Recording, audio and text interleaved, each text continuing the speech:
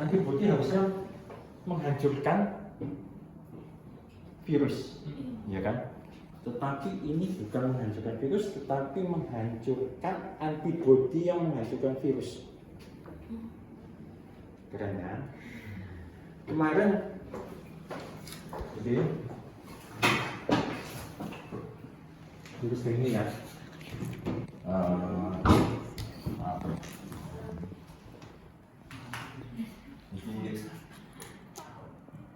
Ini kita ada dua faktor host, ya, dan faktor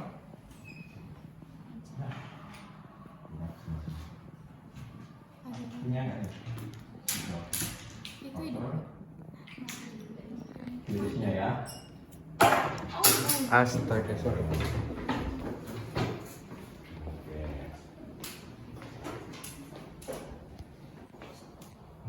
Faktor virusnya ini yang terbaru, yang update terbaru 2024 virus ini adalah dia punya 5 serotype, bukan 4 lagi, dan 1 sampai 5, dan 1 ini bisa combine 1, 2, 1, 3, 1, 4, 1, 5, 1, 2, 3, 1, 2, 3, 4, 5, 2, 3, kombinasinya makin menunjukkan variasi, ya kan? Menunjukkan variasi genetik, ya. Ini vaksin yang terbuat itu dia masih gennya terbatas semua, ya. Yang dibuat itu masih sampai gen 4, gen 5 belum ada, karena terbaru. Jadi meskipun kita sudah kena, kita memberikan vaksin itu bisa, kalau dia pas dengan pengenalan, memorinya ada, tidak masalah. Yang kedua, yang jadi masalah variasi ini. Jadi pembuatannya ini ternyata antibodi sudah punya, sudah kenal, sudah tahu, dia tidak merespon. Nah itu yang jadi masalah, karena dia variasi genetik. Yang kedua lagi, kecanggihannya terus, dan dia bisa membuat shading.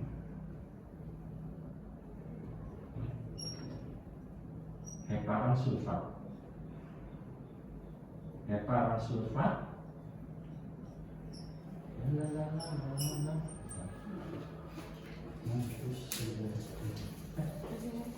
yang ada di sebelah yang nggak ada itu,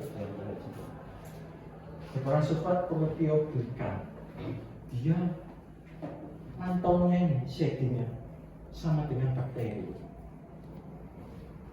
Kalian ingat gak kalau waktu kuliah saya imunologi, pengenalan sel penyaji antigen, makrofag kan?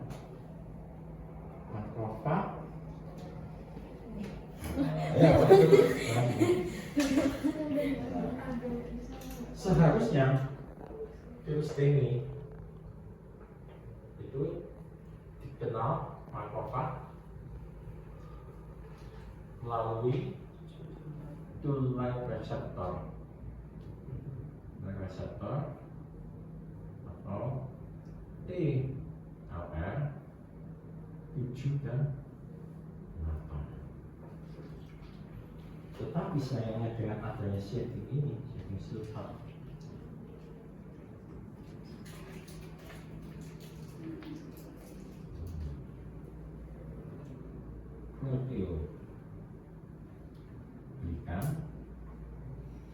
ini yang sama dengan bakteri, dia mengacaukan makrofag, sehingga bukan TLR ini lagi, tapi dia berubah menjadi TLR4. Nah, pada saat ini dia bergabung dengan sel limfosit,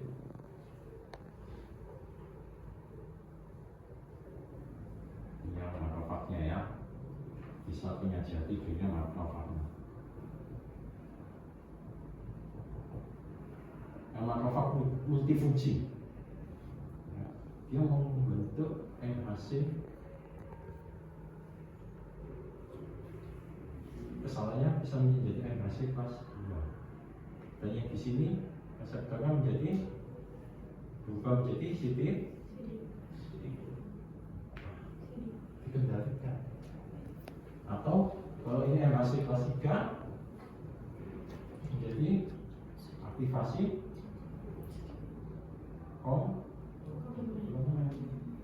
komplemennya aktif tanpa tahu dia menghantam pembuluh darah, hanya menjadi leakage atau pecah pembuluh darahnya. Ini yang menyebabkan leakage apa? Leakage dari pembuluh darah. Ya. Nah di sini keren lagi, CD4 harusnya yang betul kan harus MHC kelas 1, ya kan? Untuk membentuk CD8 yang untuk virus dan seluler. Kalau dia membentuk CD8, hapuslah virus dengue. Tapi virus dengue dia juga berusaha mempunyai cara untuk dia tidak mati. Jadi kan CD4. Nah, gunanya apa CD4? Yang pertama, dia bisa menjadi T helper 1 yang akan inflamasi, komplemennya tambah berat, membuat tambah bocor pembuluh darah. Tujuannya bocor pembuluh darah apa? Biar virus ini bisa menyebar kemana-mana, dia bisa berpindah-pindah, ya kan? Dia untuk replikasinya itu, dia sudah banyak, dia kan diam di dalam. Nah, untuk mau pergi dia harus keluar, pecah pembuluh darahnya, ya untuk penyebaran ya, penyebaran virus. Itu sama nanti.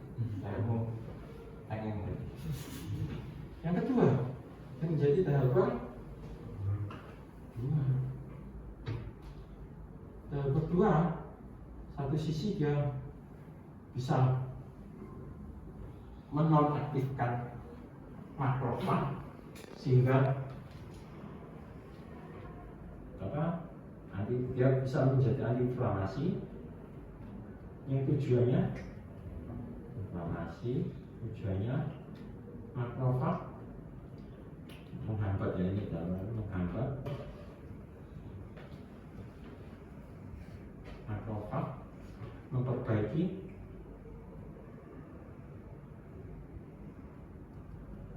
pembuluh darah yang bocor.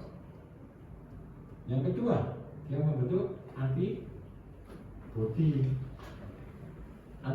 untuk menghancurkan dari antibodi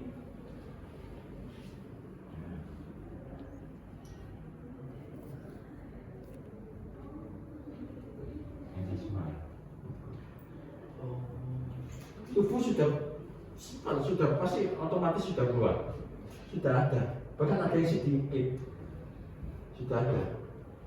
Tetapi ini juga berusaha biar antibodi itu tidak menghancurkan dia membentuk antibodi anti ini. Nah ini yang terbaru juga setelah kita sembuh dari ini terjadi autoimun. Ini kerennya, ini per 2024 ilmu yang terbaru. Ini juga menyebabkan autoimun. Keren kan? Itu sebenarnya itu. Ya itu. Bagaimana dia dia menghambat CD8 yang sudah ada, ya kan? CD8 kan sudah ada, tapi dia mengeluarkan yang ini proteinnya ini juga dia mengikat di sini yang mengaktifkan PD1. Ini yang menyebabkan sel leukosit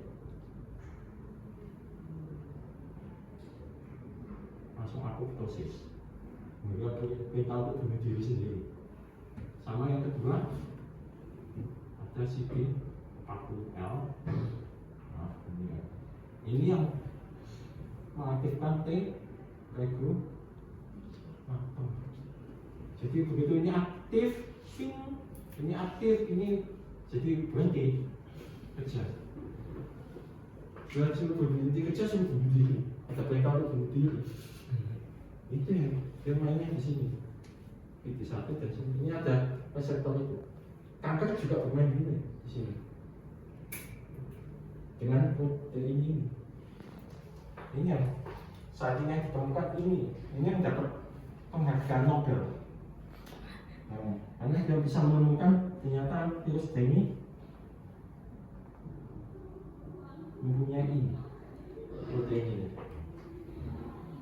Protein yang multifungsi bisa mengembalikan sel limfosit kita. Tetapi sel limfosit kita tidak hidup. Lama-lama dia juga menutup ini reseptornya. Jadi biarnya kita lengket. Itu ada lagi mekanismenya. Tubuh itu lebih panjang. Ini saya akan cerita dari kenapa kok ini menyebabkan apa dia bisa masuk ke dalam tubuh sehingga tubuh kita bisa kacau di situ. Ya. Makanya sekarang Dennis shock syndrome kan cepat. Sekarang ada yang langsung hari pertama sudah jadi Dennis shock syndrome.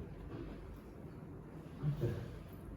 Biasanya setelah yang terkena 2 kali, yang kedua saya sudah 3 kali. Saya merasakan pada yang infeksi kedua, ketiga, yang ketiga saya sampai sempat masuk ICU. Karena pendarahannya berat. Promosi saya hingga di bawah 20. Ini yang menyebabkan trombositopenia ini karena leakage yang banyak, trombosit dipaksa untuk menutup, ya kan? Nah, sedangkan tidak ada istirahatnya, saya begitu kan? Ini dihantam ya terus, makanya apa? Ini yang berubah menjadi helper 1 kendalikan, hantam terus. Komplemen juga maksud dia pakai ini, ayo hantam terus, hantam. Jadi kecepatan. Nah di situ ini juga tubuh juga ada menonaktifkan komplemen. Dia tahu komplemen, lama-lama tubuh tahu komplemennya istilahnya sudah dikendalikan, dia harus menonaktifkan. Jadi ada kita lihat 6, kita juga mencegah. Kecepatan kita memberikan cairan juga. Jangan kita tubuh membutuhkan waktu untuk menutup, untuk mengetahui virus cara kerjanya juga butuh waktu. Nah, kritisnya pada hari yang ke 6, 7, 8 kritis. Tetapi sekarang berbeda. Hari kalau 1 sudah ini sudah berarti 2, 3, 4 itu sudah kritis. Kita harus tahu kapan dia sudah masuk fase kritis atau enggak. Ya. Nah untuk vaksin, ya ini karena variasi ini dan ini ternyata tidak ada yang kita ambil ya. Terus izin aja, terus namanya kenapa kok lebih disarankan orang yang menerima vaksin harus pernah terkena dengue sebelum menerima vaksinnya? Soalnya kemarin kalau yang kita temuin diberitahukan bahwa mereka akan mengalami gejala yang lebih berat jika mereka menerima vaksin sebelum pernah terkena dengue. Nah ini jadi karena ini dari sini tubuh kan sudah nanti kita seseorang sebelah yang misalkan tetangga ada yang kena berat, tubuh kita sudah aware, gitu loh. Nah, bila kita kena, belum kena, kita kasih, itu yang jadi apa? Tubuh kita bukannya mau mengingatnya, dia mengingat bahwa apa yang kita berikan itu dianggap sesuatu yang asing yang harus berlebihan. Kita takutnya itu, tapi itu masih dalam penelitian. Kita menyebabkan autoimunnya. Untuk yang setelah diberikan setelah infeksi, tubuh sudah tahu, sudah kan pernah dimasuki sama apa virus kan, dia sudah tahu, sudah kenal, oh ya virus ini ada baru, oh ya ini berarti kemungkinan ini bagian dari yang sini kemarin itu, jadi dia lebih aman. Nah, masih ada kontroversi lagi, bagaimana kalau yang sudah kena yang banyak 3 atau 4, apakah efektif? Itu masih belum ada penelitian. Maka itu vaksin masih kontroversi untuk keefektifannya. Karena kenapa? Karena kemampuannya ini baktérinya di sini. Yang kedua, bahan pembawaannya, ajuvannya, apakah bisa mampu limfosit kita mengenal dengan cara melalui ini sel makrofagnya, sel penyajian antigennya ini, bisa nggak? Kayak COVID kemarin, vaksin ternyata tidak terlalu membantu, sehingga yang sampai penelitian kita mau mutar-atik di sel dendritik atau sel makrofag situ penelitian. Kenapa? Karena lebih ini yang kuncinya, dia membawa ke sel limfosit ini, itu kuncinya di situ. Yang berikutnya lagi ada kontroversi yang ketiga. Awal mula pembuatan vaksin adalah waktu Jepang kena wabah demam berdarah. Sebenarnya negara Jepang tidak pernah ada, apalagi negara bersih. Ternyata tidak banyak dari turis Indonesia membawa nyamuk yang itu, nyamuknya ikut Mesir lewat tasnya masuk di dalam atau baju yang sembunyi di situ. Nah, pada saat itu langsung dari Jepang datang ke Indonesia mengambil darah orang terderita demam berdarah. Nah, situ diambil, setelah itu dibuatkan vaksin di sana. Nah, yang menjadi masalah waktu itu orang meragukan karena Jepang membuat itu sudah pertama mencuri darah kita tanpa izin, dan berarti tidak sesuai prosedural, harus memberi kompensasi kepada yang diambil. Dia hanya menyogok pada petugas-petugas lab rumah sakit Indonesia. Jadi harus tetap itu tiap uangnya positif bawa semua sana baru di. Dan yang kedua dia mencobakan vaksinnya ke Filipina. Waktu itu sempat Filipina banyak yang mati karena bahan ajuvannya ya, bukan vaksinnya, bahan ajuvannya itu tidak cocok, menimbulkan reaksi berbahaya di dalam. Nah, Filipina protes juga, tetapi ditekan oleh Jepang minta tolong Amerika karena Amerika punya pangkalan di sana. Ketika politik berbicara, Filipina tekan diam. Itu mereka demo kompensasi pembunuhan di situ karena vaksin. Nah, Jepang belajar di situ. dikomersialkan. Beberapa kita tidak setuju masih itu kontroversinya. Karena kenapa? Karena komersialisasinya Jepang itu harusnya memberi kompensasi, harusnya kita diskon. Mereka bisa mengembangkan karena darah penduduk Indonesia, ya kan? Itu jahatnya Jepang itu. Mereka nakalan orang barat, negara-negara maju. Kayaknya mereka sebagai dewa, tetapi mereka juga secara dagang nakalan luar biasa, lebih kejam daripada yang lain gitu. Ya kan, itu yang jadi. Makanya kenapa Menteri Kesehatan kita juga mengembangkan coba dengan nyamuk yang dikasih bakteri Wolbachia. Itu yang jadi. Dari sini. Ya. Jadi kenapa? Jadi yang antibody dependent enhance itu yang bagian mana? Ini yang membuat jadi CD4 yang membentuk dalam berdua diikuti anti enhancement. Berarti kalau yang penyebabnya leakage pembuluh darah itu karena aktivasi komplement.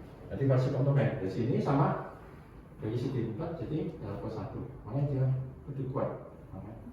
Yang terbaru kan hari biasanya dulu konvensional ini masih belum variasi banyak. Dia baru hari muncul hari ke-5, ke-6, ke-7, ke-8. Sekarang makin maju. Hari pertama sudah terjadi ini shock syndrome. Makanya selalu waspada di situ. Ya kan? Ini yang bahayanya di situ. Iya, kalau kemarin kita belajarnya yang leakage pembuluh darah itu karena sitokin itu bikin permeabilitas, itu berarti juga atau cuma karena komplement aja? Sitokin itu kan apa? Bahan protein untuk komunikasi antar sel. Nah itu menghasilkan sitokin ini kan menghasilkan dalam satu informasi yang dengan sitokin sehingga komplementnya aktif. Ini juga masih yang memberikan sitokin yang kacau, harusnya memberitahu bahwa yang baik sitokinnya ke sini tidak terjadi. Malah kan jadi sitokin itu untuk kalau kita komunikasi kan berbicara pakai bahasa, mereka menghasilkan sitokin untuk berbicara terhadap sel lain. Sel lainnya akan anggap oh ya ini untuk ini sesuai ini. Nah ini sitokin yang dikasih pesannya salah, dia kan menyesuaikan dengan sitokin yang diberikan kan. Nah itu yang masalahnya di situ. Salah dari awal, salah di belakang juga gitu. Kenapa salah? Ya memang di faktor virusnya ini. Nah ini faktor virusnya pengaruh ke sini.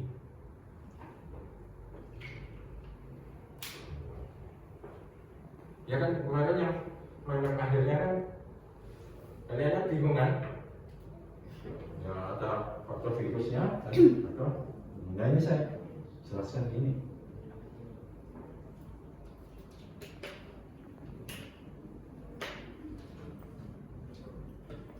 Bingung nggak? Masih bingung nggak? Yang di mana yang bingung? Oh mulai dari sini. Satu, ini 5. Ini pengenalan juga lama. Kalau ini sih nggak masalah, tapi yang paling berbahaya ini. Ini yang membuat makrofag salah. Itu maksudnya yang tolerant reseptor 78 jadi TLR4 itu gimana ya tadi? Nah, harusnya yang keluarnya makrofag mengenal itu dia keluarkan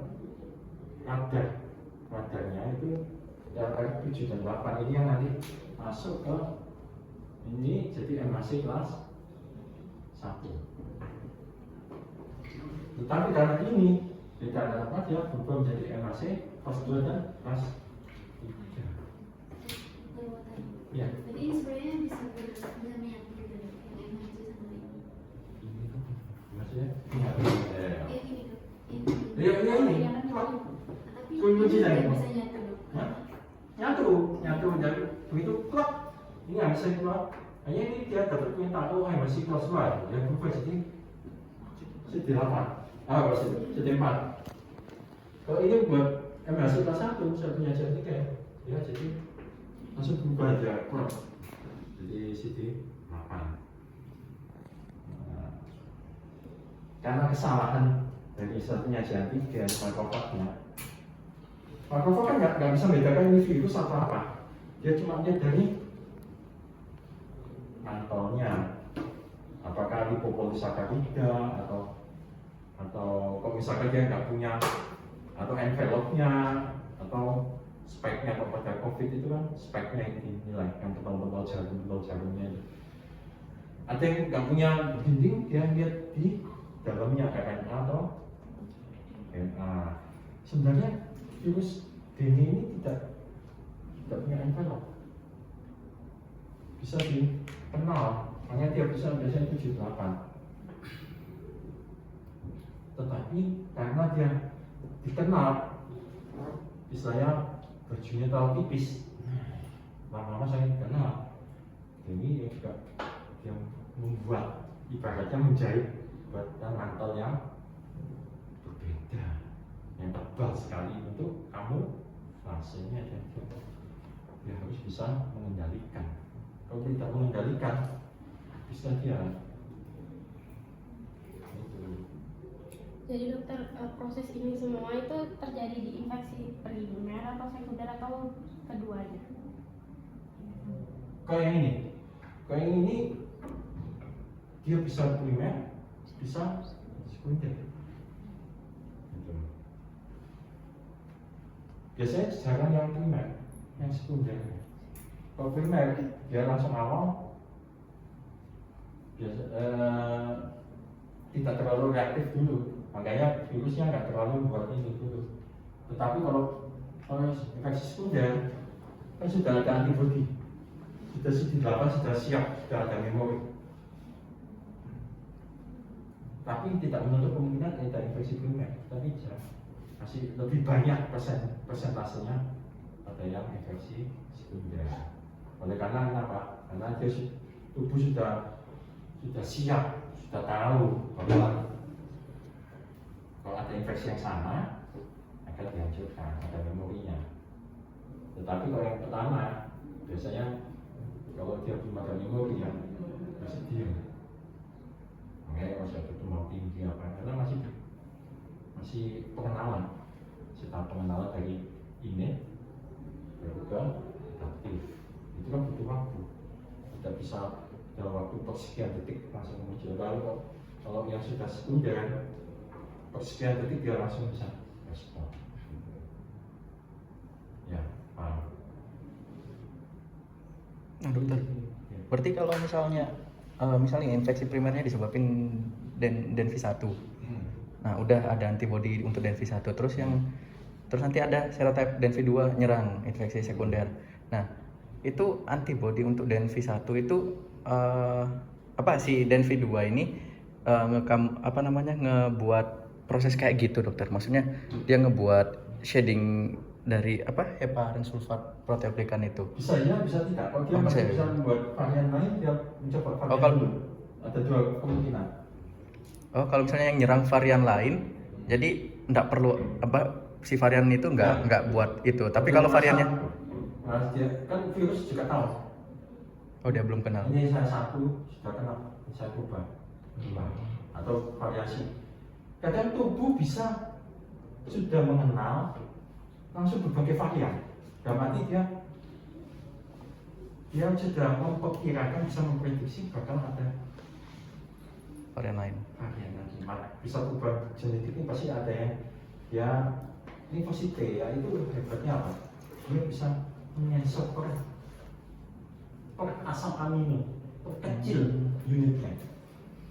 Begitu dia tahu ini bakal bisa mutasi, dia sifatnya dia langsung memorinya siap untuk mutasi. Gitu. Oh, berarti shading ini hanya untuk misal kalau misalkan dia udah berubah kok tetap. Oh, Ya, berarti untuk misal primernya Denvi 1 yang nyerang sekunder lagi Denvi 2 Denvi 1 lagi Denvi 1 yang nyerang sekunder itu dia ngebuat shading itu. Kalau misalnya beda serotype dia nggak ngebuat. Misalkan yang infeksi primernya Denvi 1. Ya. Dia yang kedua dia buat langsung 4, yang Denvi 4 misalkan, atau 1-5 gitu kombinasi. Ternyata tubuh sudah tahu. Nah, berikutnya proses lagi dia pakai ini. Sudah dia tahu, saya percuma. Saya merubah genetik tubuh manusia ini sudah kenal. Akhirnya saya masih ada mantau. Nah itu, berarti tubuh kita meskipun ada variasi, dia juga sudah siap. Karena juga mengikuti perkembangan zaman. Kan makin istilahnya pengalaman juga ya, tubuh juga ada pengalaman misalkan dari bakteri yang lain pernah infeksi, sering melakukan mutasi, tubuh juga akan siap dengan, jadi dia lebih jeli, sudah lebih limfosit itu sudah dibekali untuk memotong, melihat mana yang bakal akan terjadi mutasi. Itulah kehebatannya. Jadi tubuh kita tidak bisa diremehkan. Meskipun bakteri atau virus membuat suatu terobosan, tubuh juga membuat suatu terobosan. Kalau nggak gitu kan semuanya manusia pasti kena berubah variasi, kena semua, apa jatuh semua. Buktinya kan nggak semua, meskipun sama-sama digigit nyamuk dalam satu misalnya ruangan ya, di nyamuk paling lagi siang satu, ya kan, satu orang kena, belum tentu yang kena. Nah yang lain, saya rasa siapa namanya? Kan ya. Nah karena misalkan saya digigit, saya demam berdarah misalnya, punya karena nggak kena. Nah karena pernah kena ya? Belum kena. Nah, kok bisa dia tahan? Ya kan? Virusnya masih sama, nyamuk yang gigit. Apalagi belum tentu pakai otak atau apa, lain atau apa, ya kan? Pasti kena gigit. Tapi kok enggak? Karena kalau saya yang sakit, saya malah sudah 2 kali. Kalau misalnya, karena tubuhnya sudah siap dengan berpengalaman. Gitu. Tubuh sendiri bisa sudah berpengalaman. Ya. Dan tidak segampang itu juga makrofag. Ada yang virus ini dia pakai setting, makrofag juga tidak bisa ditipu. Makanya kita setiap orang benar-benar sakit karena dia juga tetap begitu ada itu masuk dia langsung 78. Dia tidak akan pernah tertipu. Ini apa? Dengan mantelnya tidak tertipu. Kenapa? Berarti lebih canggih sistem pengenalannya ini. X-ray-nya kalau di bandara, X-ray yang pertamanya kan sudah dilengkapi sama limfosit, sudah punya kemampuan untuk mendeteksi lebih bagus 7 dan 8. Ya gitu. Meskipun belum pernah sakit ya, makanya ada yang nggak pernah sakit, tapi wah. Karena kenapa? Karena sudah komunitas. Nah makanya kenapa pada daerah yang sudah istilahnya endemis cenderung orang-orangnya wah seperti di Papua. Orang